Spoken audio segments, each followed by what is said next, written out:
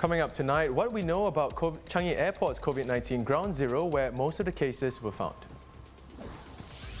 Getting tested for the virus might soon take a minute or less, thanks to homegrown technology. And speaking of tests, these guys are not only adorable but very accurate when it comes to sniffing out COVID-19.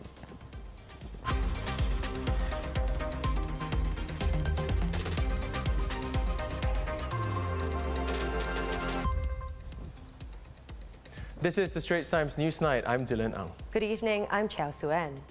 We have new details tonight that the cluster of COVID-19 cases at Changi Airport Terminal 3 began in the arrival gates and baggage claim hall. Investigations by the airport showed that about half of the 43 airport workers who have tested positive for COVID-19 were found spread out in the arrival zone. Among the 43 cases, 10 worked at the arrival gates and 11 at the baggage claim hall in T3.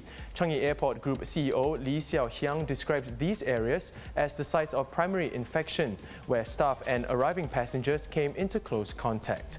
The staff in these areas then mingled with others working in the transit areas, departure gates and the B2 food court, leading to secondary clusters of infection that eventually spread the virus to more than 100 people. With Singapore's largest active cluster still growing, Changi Airport will segregate some 14,000 workers into 3 distinct risk-based zones. The new measures are a fundamental redesign of the airport's operating processes, which are being introduced progressively and will be fully in place when Terminals 1 and 3, as well as Jewel, reopen to the public on June 13th. 4,400 of them will be in Zone 1, the highest risk zone, which comprises the terminal piers, arrival immigration hall and baggage claim area. Airport workers deployed here will have to don PPE, a face mask and face shield. The next higher risk area is Zone 2, where workers must wear a face mask, shield and gloves. And Zone 3 are the public meeting areas in the airport, considered to be the lowest risk. Workers there only need to wear a mask. The measures are based on the assumption that transient contact with all incoming travellers, previously deemed to be low risk, is actually risky. We now know clearly where the primary zone of infection emanated from. So together with our airport partners, we are working to reinvent our operational processes and operating model so that we can enhance the safety protocol by June 13, so that we can decisively segment and ring-fence the entire zone serving our arrival passengers. And in so doing, we'll safeguard the safety of our airport workers as well as the rest of Singapore. Looking at the latest COVID-19 numbers, of the 36 new cases today, 24 are in the community, and of those, 2 are unlinked. The other 22 local cases are linked, with 12 already quarantined when they were detected. Meanwhile, 285 residents and visitors of Block 559 Pasir Ris Street 51 have been tested for the virus after recent infection there. 188 individuals are negative, with 97 test results still pending. So far, no one has tested positive. Now, the Ministry of Health said that the death of a 57-year-old man the day after he took his first COVID-19 jab was from a heart attack, with no indication that it was linked to the vaccine. The man had a history of hypertension and diabetes, but was assessed to be suitable for the vaccine. He had received the Pfizer vaccine on March 5th.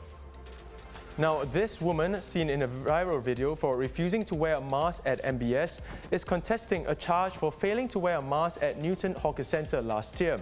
Appearing in court today, Poon Chew Yok was seen approaching the State Courts building without a mask on, only putting one on when she was near the entrance. She also tried to remove her mask before addressing the court, but the judge ordered her to keep it on throughout the proceedings.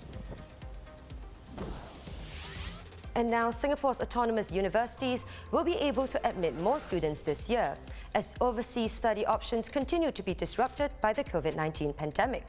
Education Minister Chan Chun Sing saying that the local universities will have some flexibility to admit more students, but that admissions will not be made easier.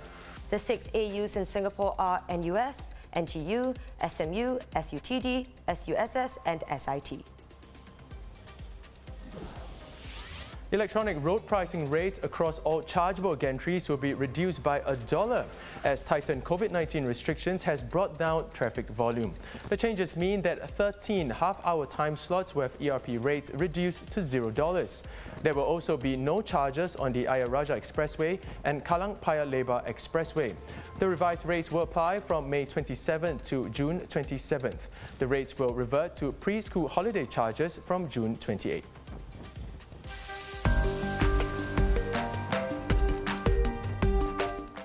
Let's take a look at what's been making waves online today. Now, it's been a while since we've all been able to hit the mics at karaoke, but even when we do, some might be disappointed as the popular karaoke chain brings down its shutters for good.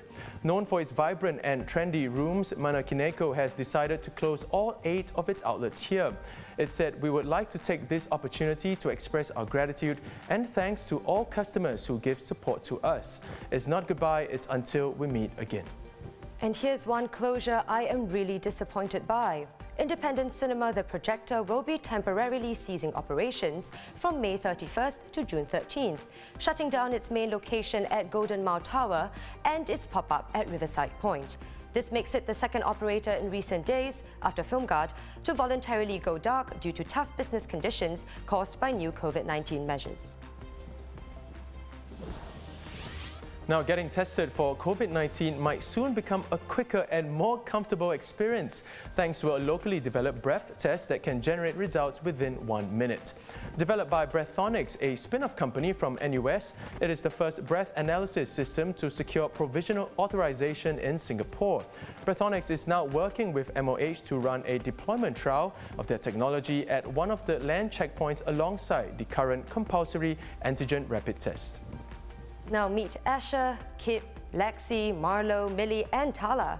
In the UK, the Brits are taking speedy testing to the next level with this elite team of trained biodetection dogs.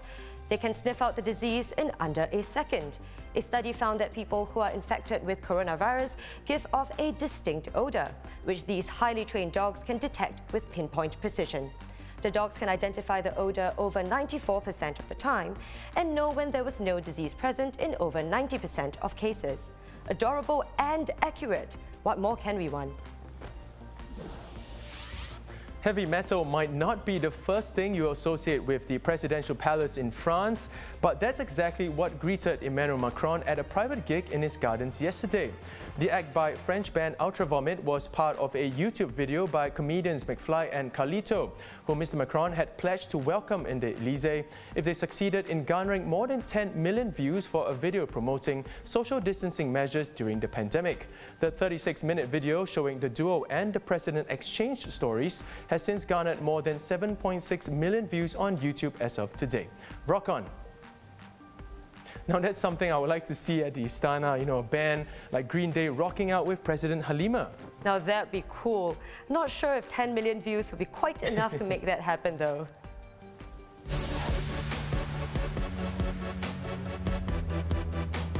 Now, speaking of popular bands, BTS fans certainly are passionate about the Korean supergroup.